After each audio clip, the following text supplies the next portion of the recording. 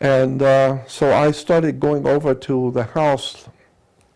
Sometimes I'd go over in the evenings after work. I'd go over and sit and talk with him, and he would tell me all kinds of strange things about what it's like on other worlds out there, and who's here on the earth, and where they've come from, the different alien life forms, where they've come from, and why they're here. Do you remember anything about what he told you? Yeah, well, we used to go up to Palmdale 2 or 3 times, he and the 2 girls and the wife and myself, and those were incredible, precious times. The girl would come over and said, "We're going up this morning, come with us." And I'd go over there, and we'd all go in his car, and we'd go up in the desert, about 50 miles north of Los Angeles, up in the high desert, and it's way out in the desert.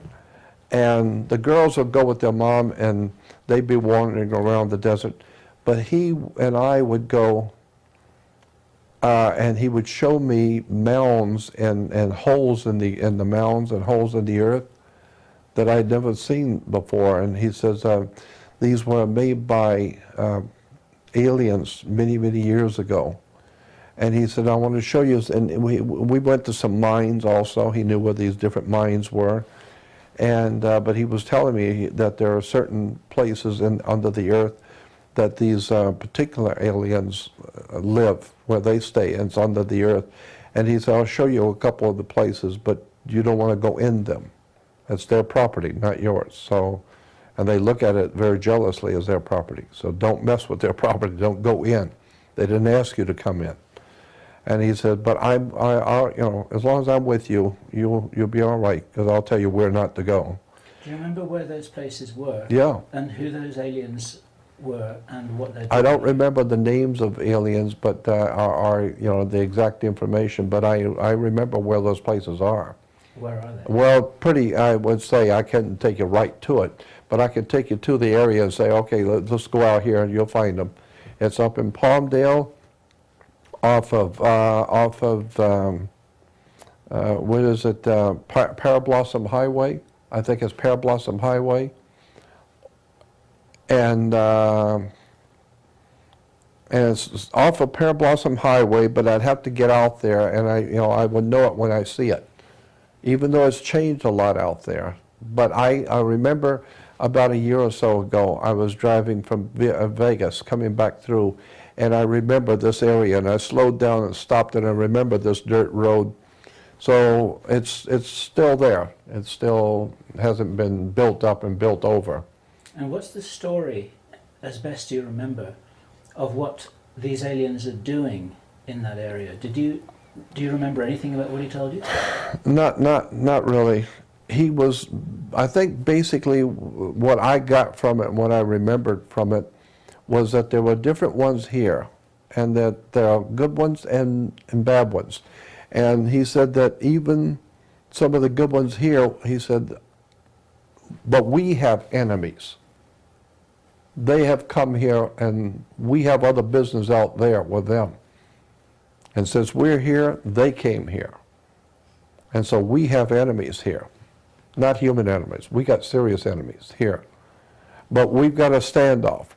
We're powerful, and they are too, but we got kind of like a standoff. But we have enemies, and we are their enemy. And he was telling me about the reptile aliens. That was back in 1959. And what did he tell you about that? I don't remember specifically, but I just remember him talking about reptile aliens, and I really didn't comprehend what he was talking about exactly. It was such a strange concept to me, reptile aliens, at 1959. I don't even know what he's talking about. In working with the Black Projects, I was picked because I was very strong mentally.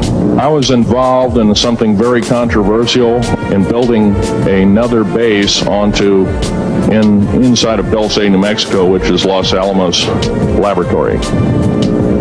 On the southwest part of the Archuleta Mesa, we built an underground facility, a better part of 3 cubic miles hollowed out underground. To our total surprise, first of all, the government knew all about it. They didn't tell anybody. When I saw Green Beret and Black Beret people encamped inside of our geologist camp, I knew something was up, the gig was up. First of all, I knew all about the alien agenda. I'll explain that in a few minutes. The large alien grays had been encamped there for as best as believed possible about 400 or 500 years. Had been one of their internal bases. And we'd drilled holes right on top of it. All the stinking air, all the black sooty air came right out as soon as the first hole was sunk, and all this soot came up. And, well, that's when all the hell broke loose, really, all started. Anyway, after we drilled all 4 holes, it took about 2 days to drill all 4 of them. And when you build an underground base, you drill 4 basic holes, and then you build called stopes or cross-member holes across, and you use blasting equipment, special blasting equipment by the analyzation of the rock formation, and you literally blast out or tunnel out or deflagrate or melt rock out to build the large rooms that are required for this underground base. Well, in this process, I was lowered down the basket of one of these holes, and about from me to this elderly woman here in the front was sitting a 7-foot-tall alien gray. The stench was worse than the worst garbage can you can imagine. The person was the entity was absolutely horrible. I didn't waste any time to reach for my pistol. At that time, as an engineer, I didn't have time to carry all the folderol of one of these big submachine guns that all the sea spray and the yellow fruit and all the outer perimeter and inner perimeter security people carried. I carried a little Walther PPK pistol with a 9-shot clip. This is in late August of 1979. Now, you got a regular suit of clothes, you got a regular clothes on, plus you're in almost like a spacesuit environment, and you're reaching for a gun. It's not the easiest thing to do, and then to pop a clip in it and start shooting. And I killed 2 of them. Yes, they're mortal, and they do die. However, in the process, one of them did this. All I remember is that he just kind of waved his hand in front of his chest, and the next thing I know, this blue beam hit me and just literally opened me up like a fish. And burnt my fingers right off of me, and it was some form of electrical force, because the kind of like being hit by a lightning bolt burned all my toenails off of me, completely crispy crittered my left foot, burnt the shoe right off of me. All I remember is the smoking remains, and I'm still conscious, but in and out of, I didn't remember much. And there was a Green Beret that was right behind me that risked his life. In fact, he died. But he risked his life. He shoved me back in the basket and hit the button and took me up. I wouldn't be alive talking to you today if it wasn't for him. I'm forever indebted. He lost his life.